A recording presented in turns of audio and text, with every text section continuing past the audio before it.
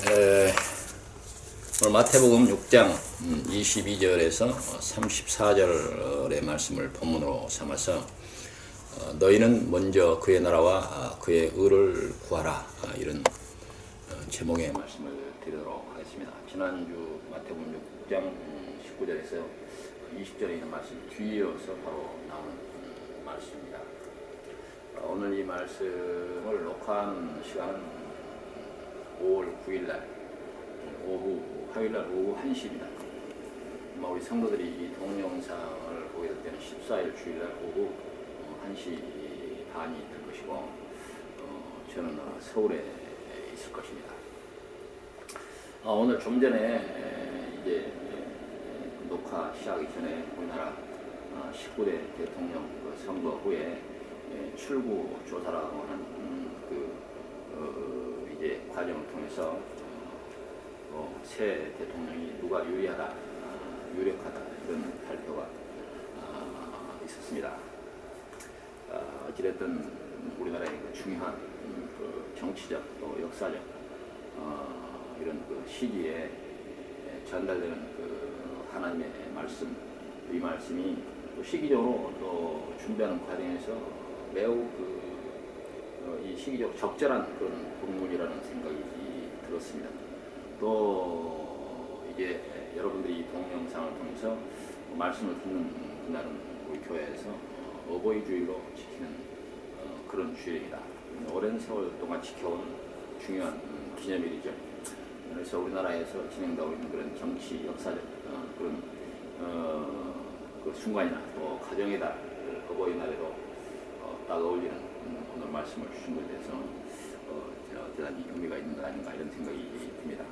오늘 제목에 나온 것처럼 너희는 먼저 그의 나라와 그의 의를 구하라 하는 말씀은 국가를 세우는 기초가 되어야 되고, 그리고 사회를 형성하는 그런 정신이 되어야 되고, 그리고 가정의 기초가 되어야 한다는 그런 말씀이 될 수가 있습니다. 국가가 국민에게 요구해야 하고, 또 국민이 국가에 요구해야 하고, 사회가 사회에게, 국민이 국민에게, 부모가 자녀에게, 자녀가 부모에게 요구해야 할 교훈이자 덕목이라고 할 수가 있습니다. 따라서 하나님께서 우리에게 주시는 가장 핵심적인 이 교훈 중에 하나인 이 그의 나라와 그의 의를 구하라고 하는 이 교훈의 말씀은 시기적으로 매우 적절한 그런 말씀 아닌가, 저는 그렇게 개인적으로 생각해 보았습니다. 결론의 말씀을 미리 드리면, 너희는 먼저 그의 나라와 그의 의를 구하라는 이 교훈이 우리 사회와 국가에서, 가정에서 가장 중요한 교훈으로 자리 잡게 되면 우리나라는 세계에서 가장 좋은 나라, 또 존경받는 나라, 그리고 부러운 나라, 세계 모든 나라 국민이 살고 싶은 어쩌면 1위 국가가 되주시는 그런 좋은 중요한 교훈이라고 할 수가 있고, 이 교훈을 잘 받아들이면 사회가 건강하고 또 가정이 행복해질 수 있는 그런 말씀이 될 수 있다고 생각이 됩니다. 한번 이 말씀을 반대로 생각해 보면, 너희는 먼저 너희 나라와 너희 의를 구하라, 그런 말로 만약에 바꿔서 얘기한다면 어떻게 되겠습니까? 이 말은 결국 너 자신만 먼저 생각하고, 너의 가정만 먼저 생각하고, 너의 나라만 먼저 생각하고, 다른 나라나 다른 사회나 다른 가정은 그 다음으로 생각해라, 이런 얘기가 된다고 하면 얼마나 끔찍한 그런 얘기가 되겠습니까? 너부터 생각하라, 너의 이익을 먼저 생각하라, 너의 집부터 생각하라, 너의 나라부터 생각해라, 그런 교훈이 된다고 한다면 오늘 이 너희는 그의 나라와 그의 의를 구하라고 하는 이 교훈이 더 우리에게 마음속에 각인이 되지 않을까, 이런 생각이 들었습니다. 그런 예화가 있습니다. 아마 여러분들도 들어보았으면 한 그런 예화인데요. 어떤 사람이 지옥에 갔습니다. 지옥에 갔더니 둥그런 음식 그릇 주변에 긴 수저를 든 사람들이 이 음식을 먹고 있는 것처럼 보이는데 비쩍 마른 상태가 되어 있다라고 했습니다. 그 이유를 알아봤더니 수저 길이가 너무 길어서 자기 입에 음식을 넣을 수가 없었는데, 이 사람들은 자기 입에 음식을 넣으려고 아우성을 쳤지만 불가능했다는 것입니다. 그런데 천국에 갔습니다. 그것을 똑같은 상황이 보였는데 그곳 사람들은 자신의 수저로 상대의 입에 음식을 넣어 주더라는 것입니다. 같은 음식, 같은 상황인데 지옥 사람들은 서로 다투고 결과적으로 비쩍 말랐는데 천국에서는 반대로 아주 사람들의 영양 상태가 좋은 모습을 보이더라. 그런 얘기입니다.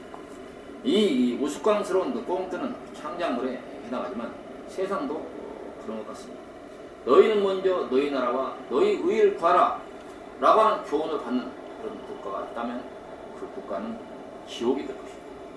형제와 형제와 싸우고 부모와 자식이 싸우고 부부가 서로 자신의 이익을 위해서 으르렁거리고 세대 간의 갈등을 일으키고 지역 간 갈등을 일으키고 남자와 여자가 남자가 다투고 이런 나라가 지옥이 아니고 무엇이겠습니까? 그런 그 성경에서 말한 그의 나라는 어떤 나라인가 우리가 생각해 볼 필요가 있는데 그의 나라는 하나님 나라입니다. 하나님의 나라는 하나님을 왕으로 하는 나라입니다. 요즘 우리나라 사람들이 자주 입에 올리는 우리나라는 민주공화국이다. 모든 권력은 국민으로부터 나온다 라고 하는 말을 자주 하고 있는데 하나님 나라는 민주공화국이 아니라 하나님의 주권국가입니다. 모든 권력도 하나님으로부터 나오는 그런 나라입니다. 그런데 하나님의 이 속성을 설명할 때 신학적으로 설명하면 공유적 속성 혹은 비공유적 속성 이렇게 설명을 합니다.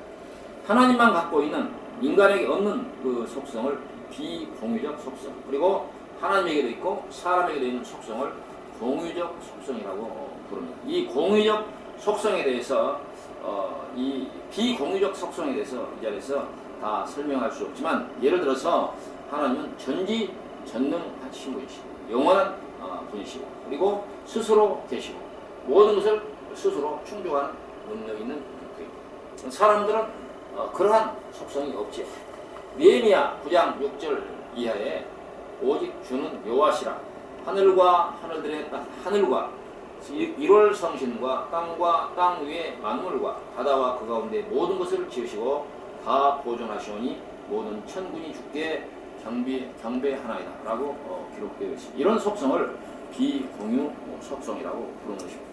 우리가 하나님을 바라보지만 하나님만 갖고 있는 비공유적 속성을 인간은 바랄 수는 없습니다. 그러나 하나님에게 있는 공유 속성, 예를 들어서 사랑, 자비, 용서, 보호, 약속 이런 속성 우리에게 구할 수 있고 또 우리가 가질 수 있는 그런 속성이라고 할 수가 있습니다. 예수님께서 그의 나라와 그의 의를 구하라고 하셨는데 그 나라는 바로 나라의 정체성 곧 프레임을 말하는 것이고 그의 의는 그 나라가 지향하는 가치관 그 가치를 실현하기 위해서 이제 드는 여러 가지 계명과 수단이라 이렇게 얘기할 수가 있을 것입니다. 우리나라 정체성은 헌법 전문에 나와 있습니다. 이번에 대통령 선거됐으니까 한번 우리나라 그 헌법에 대한 전문을 읽어보도록 하겠습니다.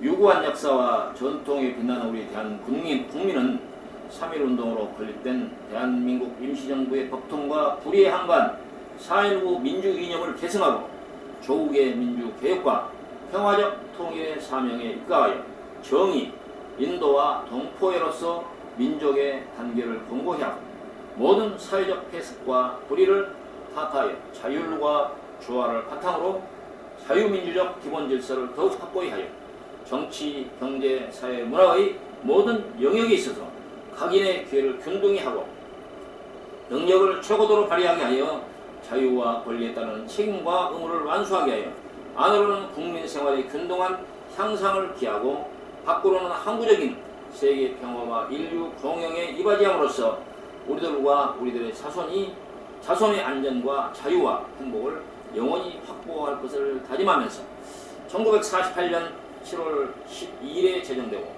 8차에 걸쳐 개정된 헌법을 이제 국회의 의결을 거쳐 국민 투표에 의하여 개정한다 이렇게 되어 있습니다. 아주 금과 옥조처럼 아주 좋은 구절이 많이 있습니다. 이 헌법 전문 구절과 그 내용들을 보면 손색이 없다. 어느 나라 헌법에도 비교할 수 없는 그런 좋은 법을 갖고 있다. 그렇게 얘기할 수가 있고, 이 법대로라고 하면 우리나라 정말 좋은 나라가 될 텐데, 또 우리나라 정치권에서 이 헌법 뜯어 고치자 이렇게 얘기하는 얘기가 나오는데, 진정으로 좋은 나라를 위해서 그렇게 얘기하는지 의심이 갑니다.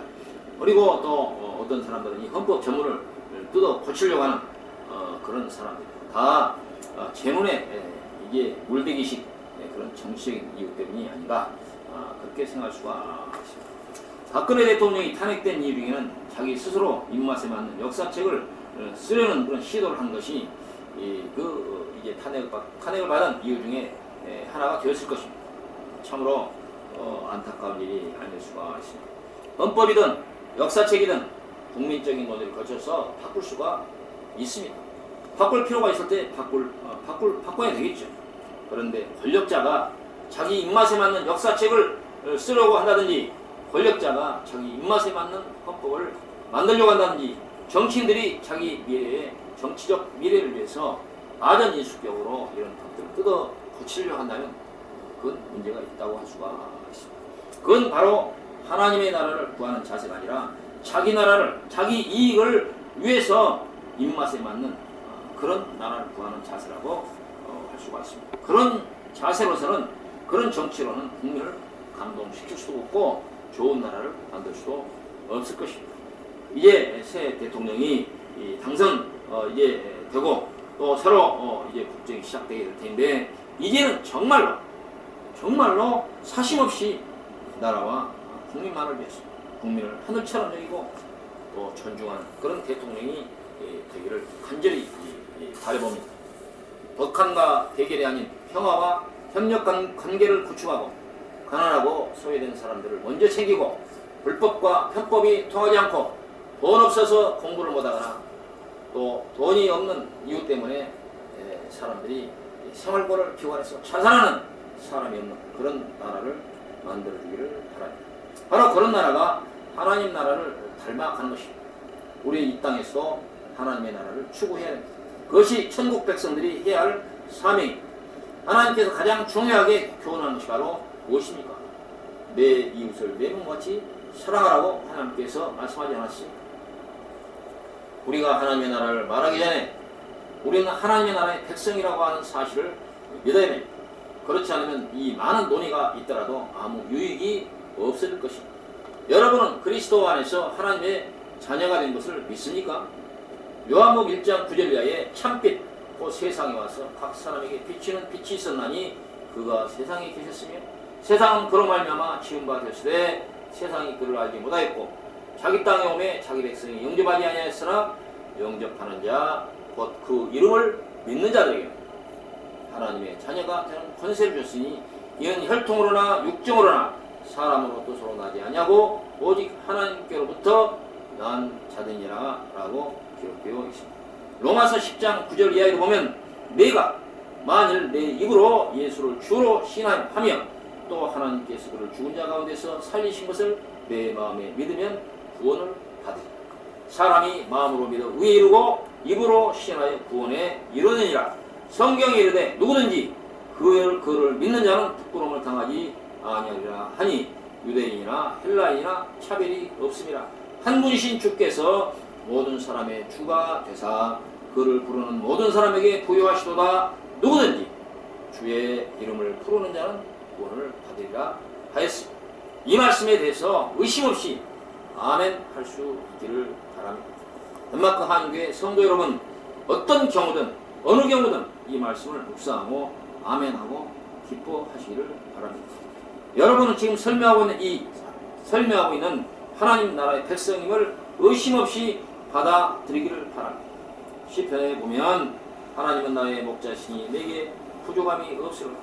나로 하여금 푸른 초장에 눕게 하시며 잔잔한 물가로 인도하시는. 요한복음에 보면 하나님이 세상을 이처럼 사랑하사 독생자를 주셨으니 누구든지 주를 믿으면 멸망하지 않고 영생을 얻으리라 하였습니다. 우리는 하나님의 나라 백성답게 이 세상에서도 하나님의 의를 구현해내야 합니다. 그런 구체적으로 하나님의 의가 무엇입니까? 이제 광범위하게 설명할 필요가 없습니다. 본문 안에서 하나님을 찾을 수 있기 때문입니다. 22절 보니까 눈은 몸의 등불이니 그러므로 내 눈이 성하면 온 몸이 밝을 것이요 눈이 나쁘면 온 몸이 어두울 것이니 그러므로 내게 있는 빛이 어두우면 그 어둠이 얼마나 더하겠느냐라고 기록되어 있습니다. 이 말씀은 하나님이 주신 세상을, 하나님이 주신 만든 세상을, 하나님이 섭리하신 이 세상을 바로 보는 눈이 있어야 된다라고 하는 말입니다. 세상을 바로 보는 그런 방법이 있을까요? 세상을 바로 볼 수 있는 그런 눈이 있을까요? 인간의 눈은 한계가 있습니다.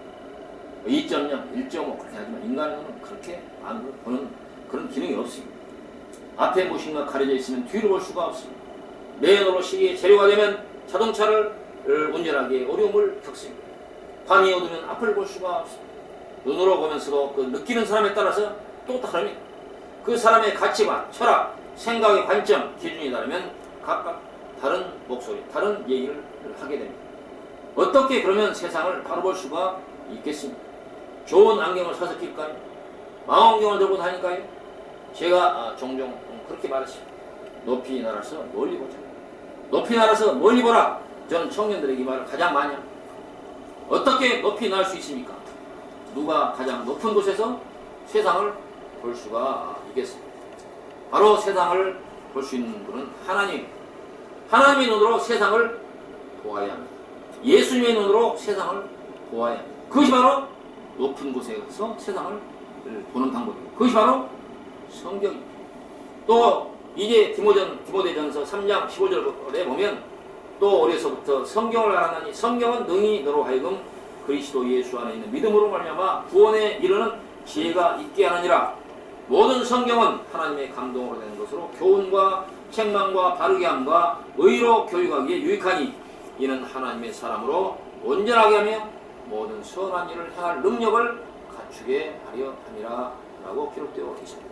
로마서 1장 1절 이하에 보면 예수 그리스도의 종 바울은 사도로 부르심을 받아 하나님의 복음을 위하여 특정함을 입었으니 이 복음은 하나님이 선지자들을 위하여 통하여 그의 아들에 관하여 성경에 미리 약속하신 것이라 했습니다. 성경에는 약 50여 차례 성경을 강조한 그런 기록들이 있습니다. 예를 들어서 요한복음 5장 39절에 보면 너희가 성경에서 영생 얻는 줄을 생각하고 성경을 연구하거니와 이 성경이 곧 내게 대하여 전한 것이라 하였고, 요한복음 10장 35절에 보면 성경은 패하지 못하나니 하나님의 말씀을 받는 사람들을 신이라 하였거든. 이런 기록이 있고, 로마서 10장 11절에 보면 성경에 이르되 누구든지 그를 믿는 자는 부끄러움을 당하지 아니하리라 하니 라고 기록되어 있고, 로마서 4장 3절에 보면 성경이 무엇을 말하느냐, 아브라함이 하나님을 믿음에 그것이 그에게 의로 여긴 바 되었느니라 라고 기록되었으며, 사도행전 12장 29절에 보면 성경에 그를 가리켜 기록한 말씀을 다 응하게 함이라 한 것이라.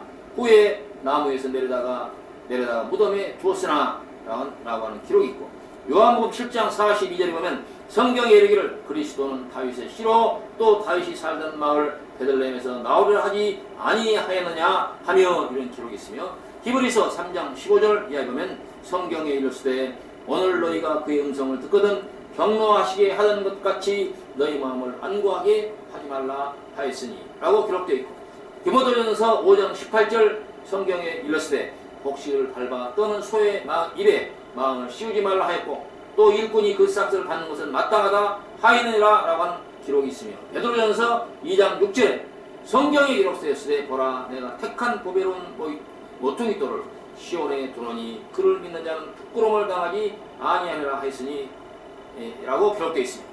또 결정적으로 이미 소개됐던 디모데후서 3장 15절에 또 어려서부터 성경을 알았나니 성경은 능히 너로 하여 그리스도 예수 안에 있는 믿음으로 말미암아 구원에 이르는 지혜가 있게 하느니라 라고 기록되어 있습니다. 신명기 6장 1절에 구약의 성경에는 이스라엘 백성들에게 하나님께서 주신 말씀에 이는 곧 너희의 하나님 여호와께서 너희에게 가르치라고 명하신 명령과 규례와 법도라. 너희가 건너가서 차지할 땅에서 행할 것이니 곧 너와 내 아들과 내 자손들이 평생에 내 하나님 여호와를 경외하며 내가 너희에게 명한 모든 규례와 명령을 지키게 하기 위한 것이며 또 내 나를 장구하게 하기 위한 것이다.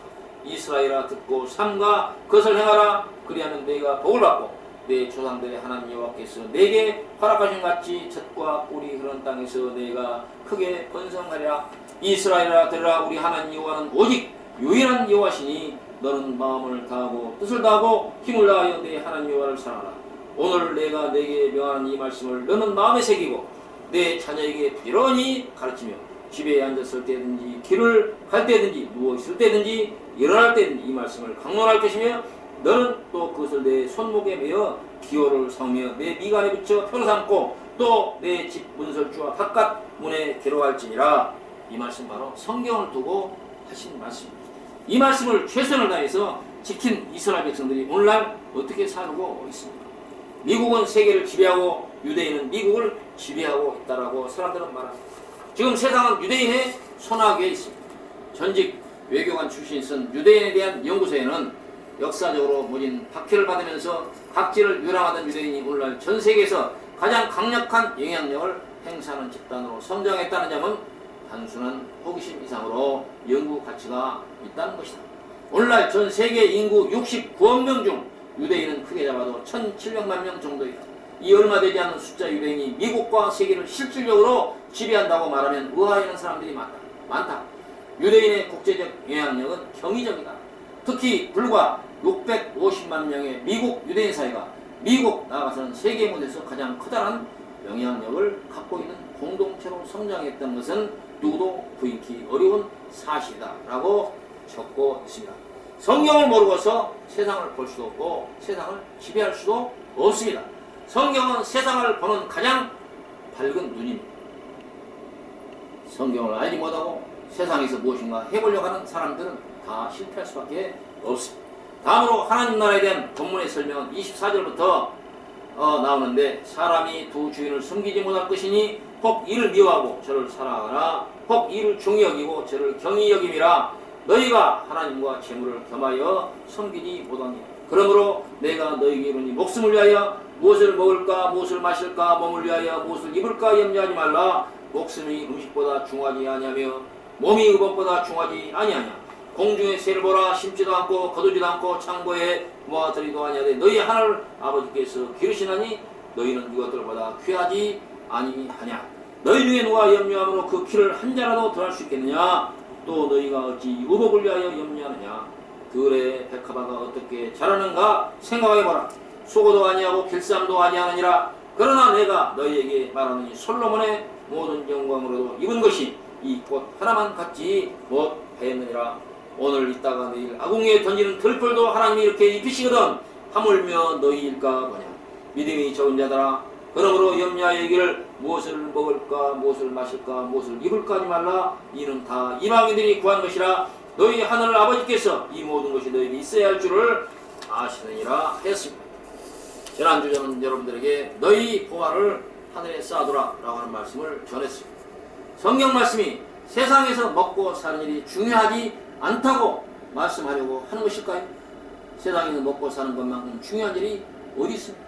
사람들이 먹고 살기 위해서 얼마나 많은 수고를 하고 땀을 흘립니까?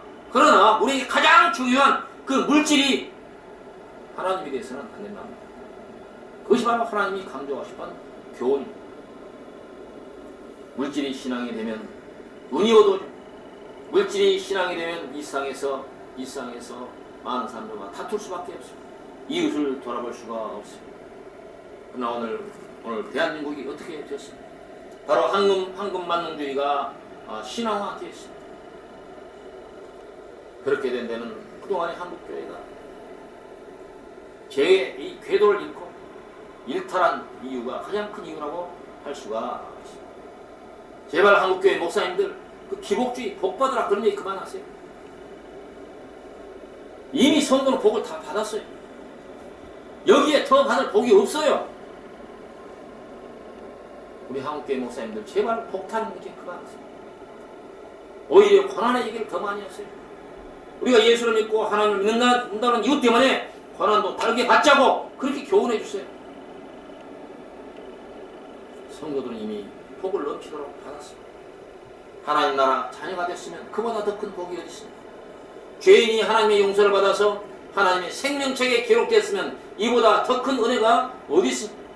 죽을 죄인이 살아나 영원한 생명을 얻었으면 그보다 더 큰 복과 은혜가 어디 있습니까? 제발 이 세상에서 먹고 사는 문제, 하나님의 말씀, 이 다이아몬드 같은 이 말씀을 돼지 밥그릇에 그런 더러운 음식으로 만들지 말기를 바랍니다. 결론의 말씀, 오늘 33절의 결론이 그대로 있습니다. 그런즉 너희는 먼저 그의 나라와 그의 의를 구하라. 그리하면 이 모든 것을 너희에게 더하시니 그러므로 내일 위하여 염려하지 말라. 내일 일은 내일 염려할 것이요 한날의 괴로움은 그날로 족하리라. 이 말씀에 대해서 온 성도가 마음으로부터 아멘 할 수 있기를 바랍니다. 기도하십시오.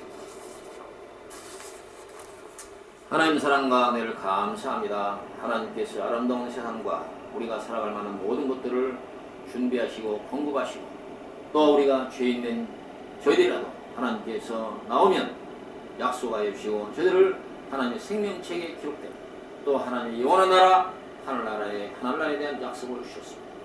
우리가 이와 같은 약속을 받는 사람으로서 우리가 이 세상 가운데서 하나님께서 기뻐하시고 우리가 감당해야 할 역할들을 잘 감당할 수 있도록 인도하여 주시되 우리가 이 땅 위에 사는 날도 하나님의 나라를 수용하면서 하나님의 의를 구하면서 기도하면서 살아가는 그런 성도가 될 수 있도록 인도하여 주시고 우리나라 유정자, 우리나라의 지도자들이 어찌하든지 우리나라가 정말 하나님의 나라를 추구하는 하나님께 기뻐하시는 그런 나라를 추구할 수 있도록 우리 하나님께 도와주기를 바랍니다. 이제 새로운 정부도 들어서게 됐는데 하나님께서 저들에게 지혜를 주셔서 정말 나라와 국민을 자기 몸처럼 섬기고 겸손히 하나님의 뜻을 경청하는 그런 지도자 될 수 있도록 인도하여 주시고 우리 대한민국 성도들 특별히 가로서서 하나님 앞에 바른 신앙을 보일 수 있도록 인도하여 주시옵소서. 감사를 돌렸고 예수님 이름으로 기도하옵나이다. 아멘.